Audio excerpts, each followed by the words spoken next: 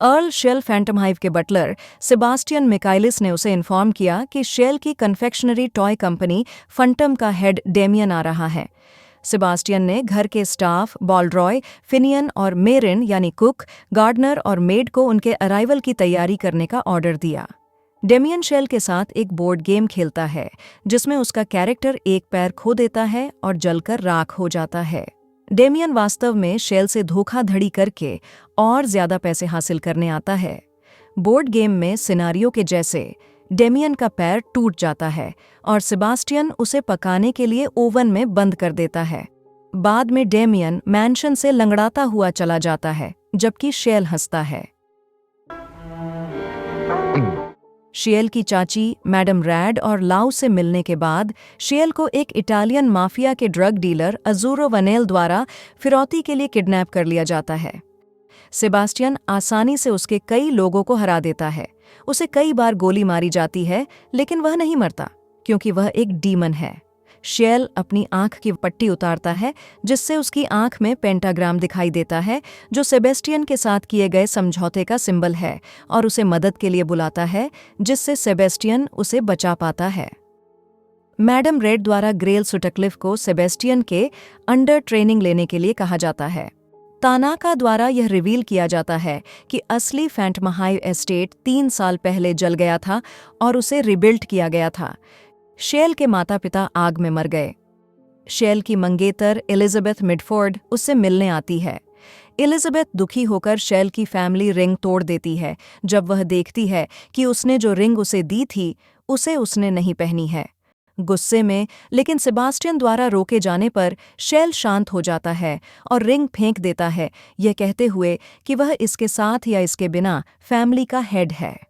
उस रात शेल हैरान होता है जब सेबास्टियन उसे रिंग वापस कर देता है जिसे रिस्टोर किया जाता है। वह सेबास्टियन को तब तक रुकने के लिए कहता है जब तक वह सो नहीं जाता। बटलर खुश हो जाता है जो लड़के द्वारा उसे अपनी कमजोरी दिखाने पर कमेंट करता है। जैक द रिपर लंदन शहर में आतंक मचाता है। अंडरटेकर से इन्फॉर्मेशन लेने के बाद उन्हें ड्रुइट के वाइसकाउंट पर शक होता है। सेबास्टियन, शिएल और लाउ उसे पकड़ने के लिए वाइसकाउंट के बॉल में जाते हैं जिसमें शिएल एक लड़की के रूप में आता है। बॉल में शिएल बेहोश हो जाता है और खुद को एक अंडरग्राउंड ऑक्शन में बेचे जाने पर पाता है। जब विस्काउंट शिएल की आंखों पर से पट्टी हटाता है तो शिएल सेबास्टियन को बुलाता है। सेबास्टियन शिएल को बचाता है, यह बताते हुए कि शिएल की आंख में पेंटाग्राम वास्तव में एक निशान है जो डीमन को यह पता लगाने में मदद करता है कि उसका शिकार कहाँ है। जैक द रिपर एक और मर्डर करता है जिससे पता चलता है कि यह वाइसकाउंट नहीं था। लेटेस्ट विक्टिम मैरी जेन कैली के घर पर शेल और सेबास्टियन को पता चलता है कि मर्डरर मैडम रैड और ग्रेल है जो असल में एक ग्रिम रीपर है। मैडम रैड शेल को मारने की कोशिश करती है लेकिन अपने भतीजे को चोट नहीं पहुंचा पाती। उसकी हिचकिचाहट से निराश होकर ग्रेल मैडम रैड को मार देता है और उसकी लाइफ सामने आती है क्योंकि ग्रिम रीपर्स देख सकते हैं कि मौत के समय कोई अपना जीवन कैसे बिताता है। मैडम रैड ने अपनी लाइफ में अपने सभी लोगों को खो दिया था, अपने हस्बैंड और अजन्मे बच्चे को, फिर फैंटम हाइव मैंशन की आग में अपनी बड़ी बहन और जीजा को। उसने उन औरतों को मारने का फैसला किया जो उन चीज़ों को फेंक देती थीं जो उसके पास नहीं हो सकती थीं, जैसे कि बच्चे। वह ग्रेल से मिली और उन्होंने अबॉर्शंस कराने वाली प्रोस्टिट्यूट्स को मार दिया। शेल सेबास्टियन को ग्रेल को मारने का ऑर्डर देता है। सेबास्टियन ग्रेल को मार पाता इससे पहले ही ग्रिम रीपर्स के एडमिनिस्ट्रेटर विलियम टी स्पीयर्स ने उन्हें रोक दिया। स्पीयर्स हारे हुए ग्रेल को वापस हेडक्वार्टर्स ले जाता है जिससे जैक द रिपर का आतंक खत्म हो जाता है। अगले दिन शिएल और सेबास्टियन मैडम रैड के फ्यूनरल में शामिल होते हैं जहां शिएल को उसके बचपन की यादें याद आती हैं। इसके बाद वे मैरी जेन कैली की समाधि पर जाते हैं जिसे शिएल ने अंडरटेकर से उनके सम्मान में बनवाया था। सेबास्टियन कहता है कि शिएल की काइंडनेस कमजोरी है क्योंकि वह अपनी ही चाची को मारने से डरता था। शिएल जवाब देता है कि वह जानता था कि सेबास्टियन उसे बचाएगा और वह आगे बढ़ने में संकोच नहीं करेगा। वह सेबास्टियन से वादा करने के लिए कहता है कि वह मैडम रैड जैसे उसे कभी धोखा नहीं देगा और सेबास्टियन सहमत हो जाता है। क्वीन विक्टोरिया के कमांड से शियल को हाउंड्सवर्थ को सिक्योर करना है, जो एक नोबल हेनरी बैरीमोर द्वारा कंट्रोल्ड एक विलेज है। ये विलेज एक डार्क और अजीब जगह है जहां एक डीमन हाउंड रहता है जो बुरे डॉग्स और लोगों को मारता है। हेनरी की सर्वेंट एंजेला ब्लैंक शियल और सेबास्टियन को जाने की चेतावनी देती है। उन्हें डीमन हाउंड के कारण एक लड़के की मौत दिखाती है। फेनियन बीच में आता है जब एक गलत तरीके से अक्यूज डॉग को सजा सुनाई जाती है, जिससे उसे बार्ड्रॉय, मेरिन, तानाका और शियल के साथ पकड़ लिया जाता है। सेबास्टियन ने खुलासा किया कि हेनरी ने एक डॉग का प्रोजेक्शन लगा के विलेजर्स को यह विश्वास दिलाया कि एक डीमन हाउंड मौजूद है ताकि वह विलेज को कंट्रोल कर सके। हेनरी को जेल में डाल दिया जाता है, लेकिन वह एक हाथ कटा मरा हुआ मिलता है, जिससे पता चलता है कि वास्तव में एक डीमन हाउंड है। फिनियन और मेरिन एंजेला की अजीब पर्सनैलिटी को डिस्कवर करते हैं, जिससे फिनियन निराश होता है। जब एंजेला गायब हो जाती है तो शेल के सर्वेंट्स उसे ढूंढने निकलते हैं और असली डीमन हाउंड का सामना करते हैं। सेबास्टियन उन्हें बचाता है। डीमन हाउंड का नाम प्लूटो है और वह ह्यूमन फॉर्म ले सकता है। एंजेला ने उसे अपने साथ ले लिया था और अपने मास्टर से छिपा दिया था। एंजेला शेल से प्लूटो को फैंटमहाइव एस्टेट में रखने के लिए कहती है ताकि सेबास्टियन उसे ट्रेन कर सके, जिससे वह बहुत निराश होता है क्योंकि सेबास्टियन कुत्तों को पसंद नहीं करता है। जाने से पहले सेबास्टियन एंजेला की लेसर बीइंग्स को वश में करने की एबिलिटी पर शक से कमेंट करता है। शेल अपने सर्वेंट्स को सेबास्टियन की एक फोटो कैमरा से लेने का काम सौंपता है, जिससे पता चलता है कि पिक्चर के सब्जेक्ट के लिए सबसे कीमती क्या है, जो मर चुका है या इस दुनिया में नहीं है। कैमरे के लिए 10 सेकंड्स तक स्टेबल रहने की ज़रूरत होती है। सेबास्टियन कभी ऐसा नहीं करता। दिन भर के कामों में बिजी रहते हुए वह उनके एफर्ट्स को आसानी से टाल देता है।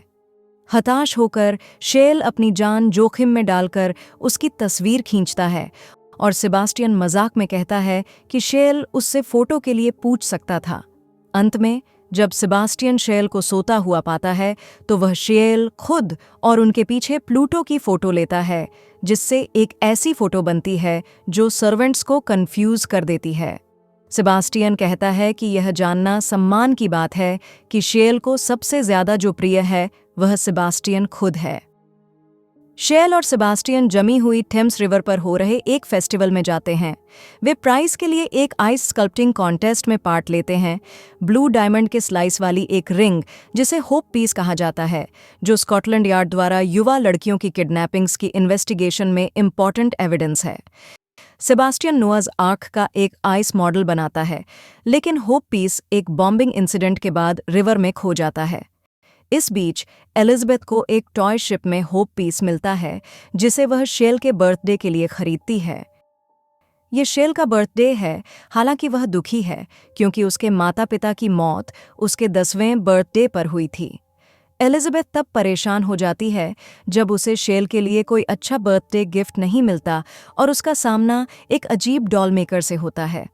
बताया जाता है कि लंदन में लड़कियों के किडनैपिंग्स की एक सीरीज चल रही है।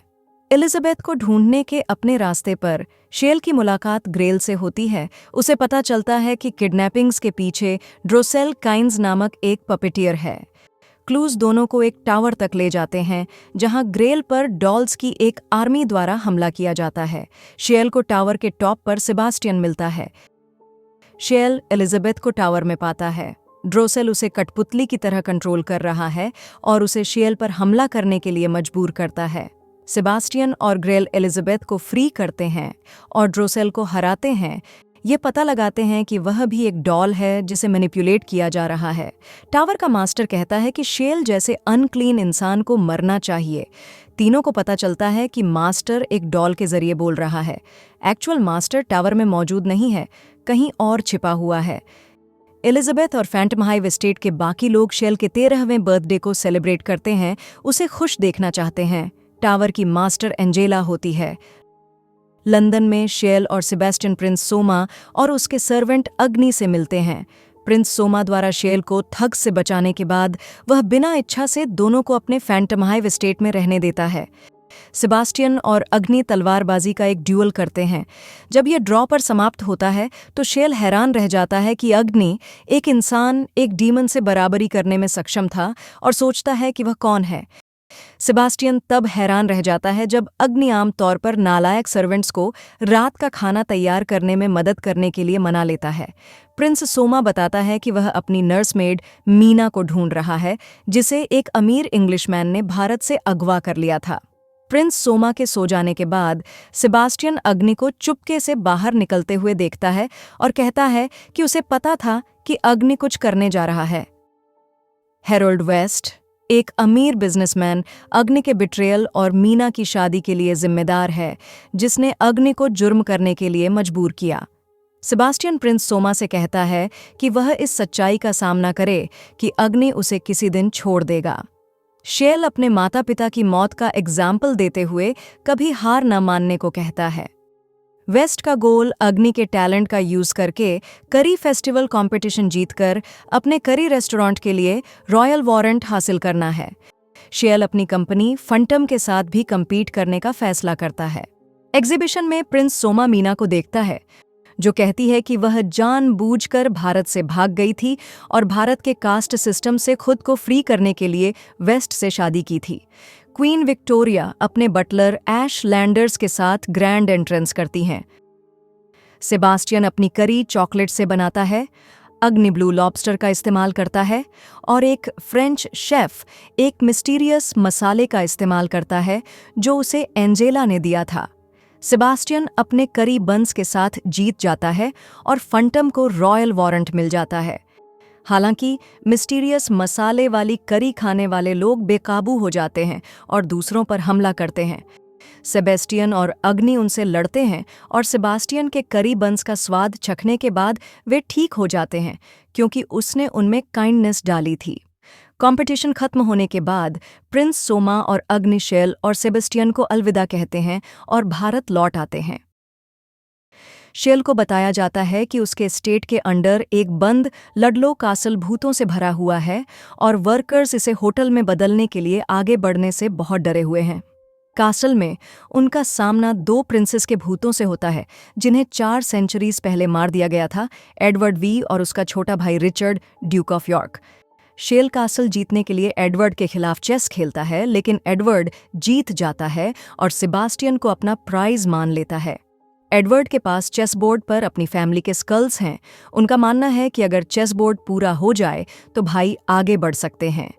शेल और सेबास्टियन उसे यह एहसास दिलाने में मदद करते हैं कि वह बस उस आदमी के खिलाफ नफरत रख रहा था जिसने उन्हें मार डाला था, जिससे वे आगे नहीं बढ़ पा रहे थे। इसके बाद प्रिंसेस आफ्टर लाइफ में पहुंच जाते हैं। ऐश शेल को इन्फॉर्म करता है कि प्रेस्टन, लैंकाशायर में एक अबैंडन्ड मॉनेस्ट्री पर एक कल्ट ने कब्जा कर लिया है, जो गवर्नमेंट को उखाड़ फेंकने का प्लान बना रहा है। शेल और सेबास्टियन को ग्रेल से पता चलता है कि सिनेमैटिक रिकॉर्ड्स भी चुराए गए थे। मॉनेस्ट्री में सेबास्टियन मथिल्डा सिमन्स नामक एक नन को बहकाता है ताकि उसे पता चले कि कल्ट नए मेंबर्स को रिक्रूट करने और उनके पास्ट्स को एक्सपोज और शुद्ध करने के लिए एक अजीब डूम्सडे बुक का यूज करता है।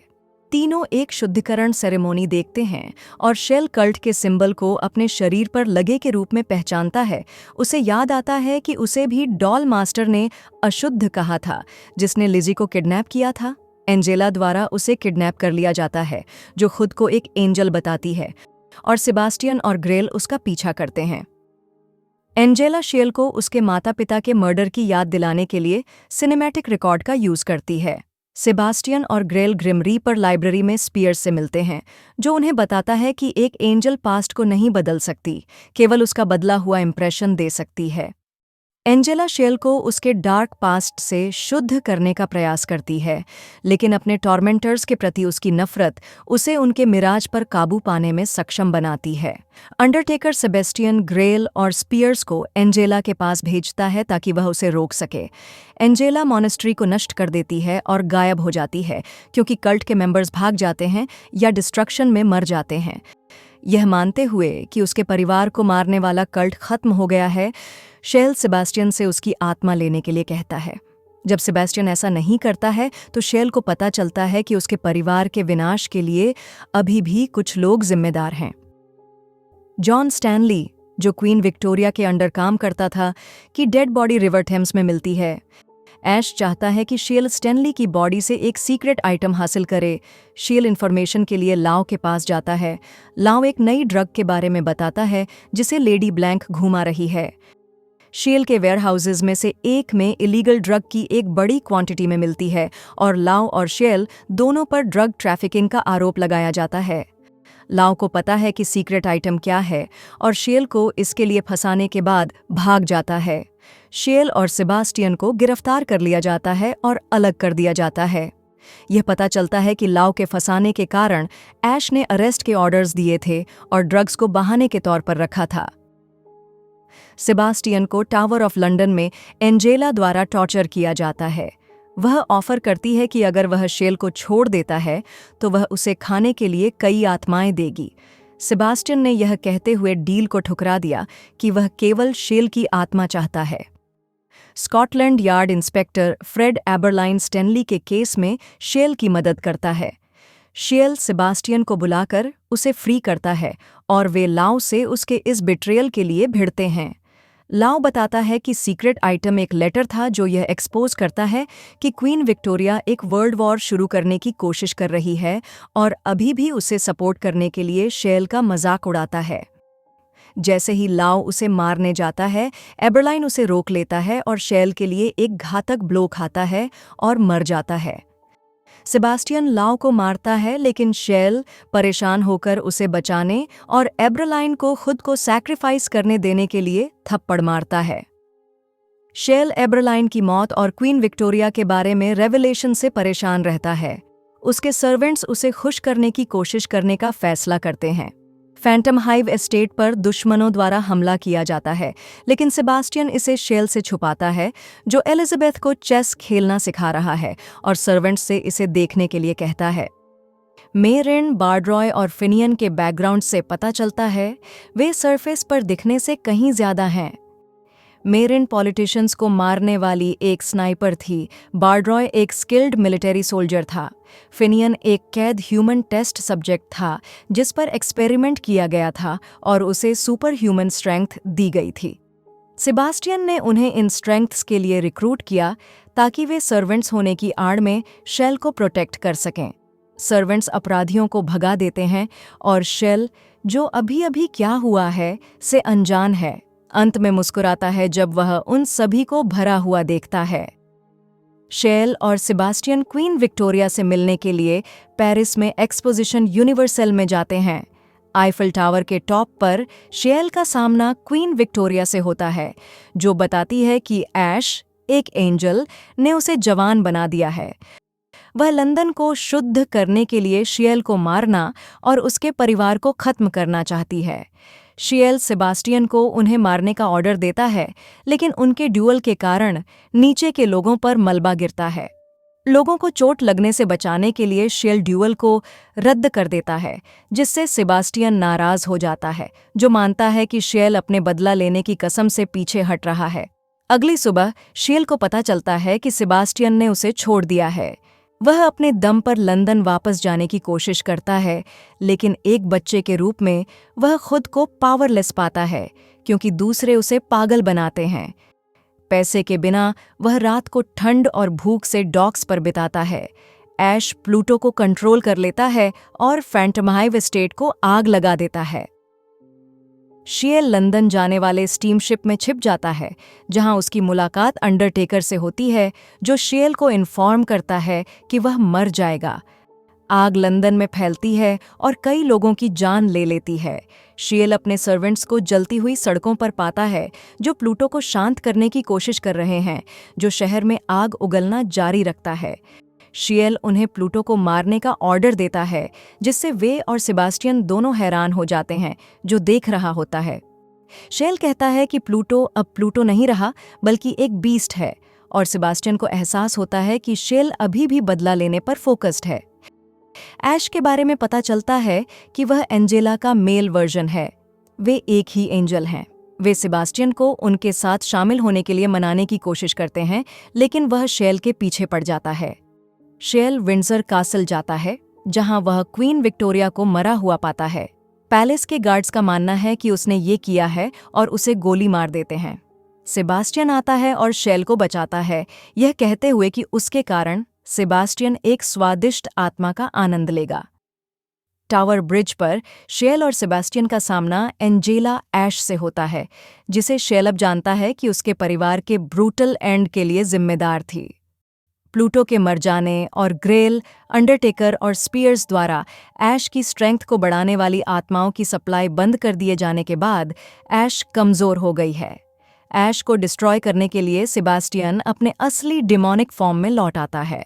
संतुष्ट होकर घायल शेल किनारे से लटकते हुए खुद को नदी में गिरने देता है। इसके बाद लंदन को लीड करने के लिए एक झूठी क्वीन विक्टोरिया उभरती है। शेल सेबास्टियन द्वारा रिवर पर ले जाए जाने के बाद जागता है, जहां वह अपनी लाइफ का सिनेमैटिक रिकॉर्ड देखता है और सीखता है कि उसके पिता को उसकी मौत के बारे में पता था। वे एक खंडहर मैंशन में उतरते हैं, जहां सेबास्टियन शेल की आत्मा ले जाएगा। जब वह कहता है कि यह दर्द दे सकता है और जेंटल होने का वादा करता है, तो शेल का फाइनल ऑर्डर इस प्रोसेस को दर्दनाक बनाने का होता है, ताकि यह साबित हो सके कि वह जीवित था। सेबास्टियन सहमत हो जाता है